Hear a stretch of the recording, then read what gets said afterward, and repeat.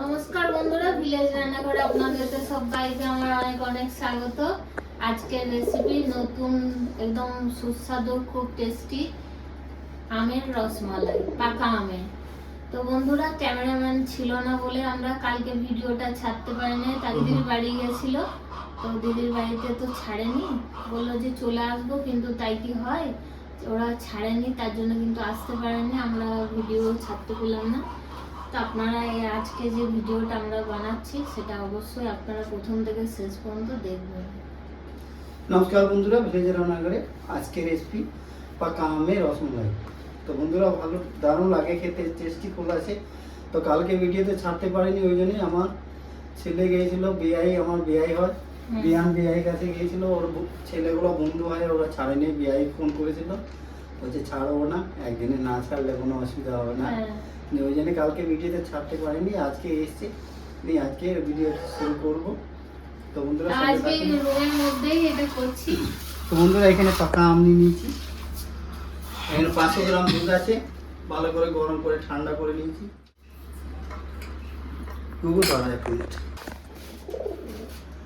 তো বন্ধুরা, এই দুধটাতে আমি একটু দিয়ে দিচ্ছি, দেবো গুঁড়ো দুধ। দুধটা গরম করে ঠান্ডা করে নিয়েছি।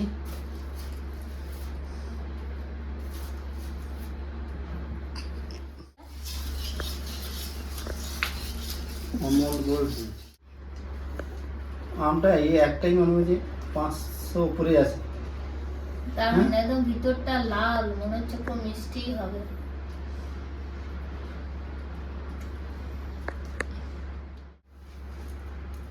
পেস্ট করে নেবো। আমটা মিষ্টিও একদম দোকানের মতো বন্ধুরা। নামবি না, হ্যাঁ নামবি না, এরিয়ায় নামবি না, একটু রেখে দেবো।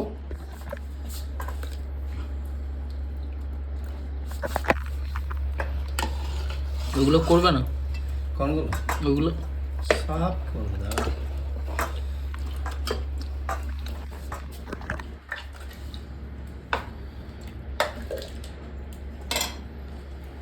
দাঁড়াবো গো, দাঁড়াবো, একটু দাঁড়া। আর একটু দুধটা দিয়ে করে দিই, 4 চামচ, 3 চামচ দিই। এখানে আমি 3 চামচের মতো দিয়ে দেবো চিনি, গুঁড়ো চিনি। আর 1 চামচ দিয়ে দিই একটু, আর মিষ্টিটা না হলে ভালো লাগবে না খেতে। এটা ভালো করে গুলে নেবো। কত সুন্দর হয়েছে কালারটা, দারুণ কালার এসছে। তো বন্ধুরা, এখানে আমি 4-5 চামচ গুঁড়ো দুধ দিয়ে দেবো। এখানে আমি মালাইটা তৈরি করব।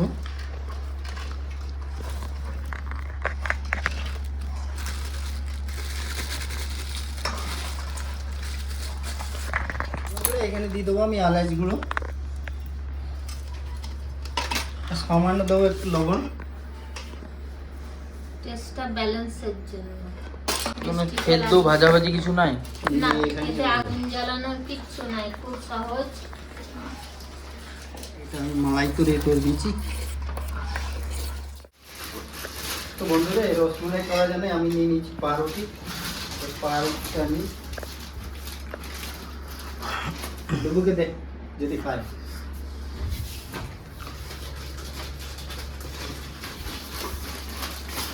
কাটতে হবে। না না, তো বন্ধুরা, এটা আমি গোল গোল কেটে নেবো।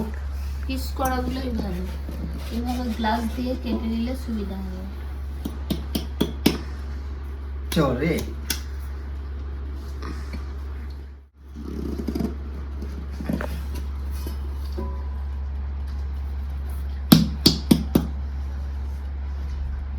কেটে নিয়েছি। এবারে আমি ক্রিমটা তৈরি করা সেটা দিয়ে দেবো। আমের আর দুধের বাইটার।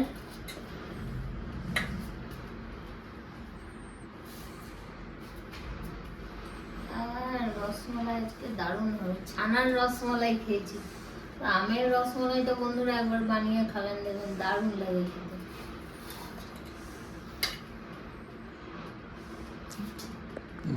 এবারে একটা করে উপরে থেকে দিয়ে দেবো।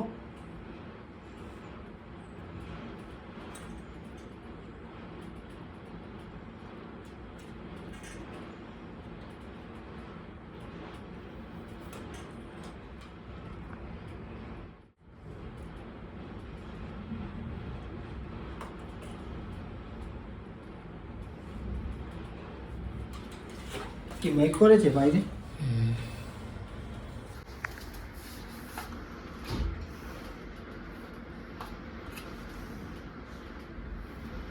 এবারে দিয়ে দেবো আম, দুধ গ্রেট করা,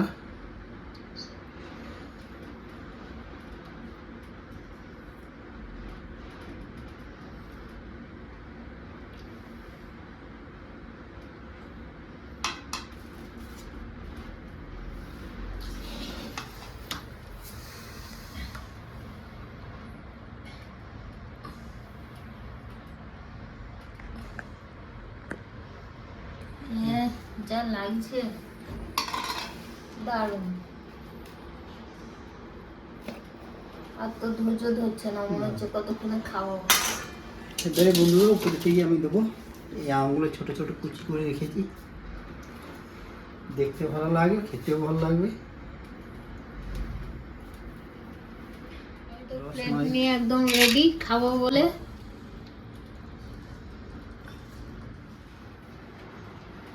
তো বন্ধুরা একটা দিয়ে দেখি।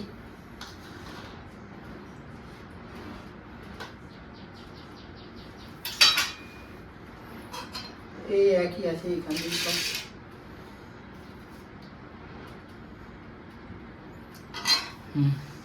টেস্ট করে দেখো তুমি কেমন হয়েছে। তুমিও খাও।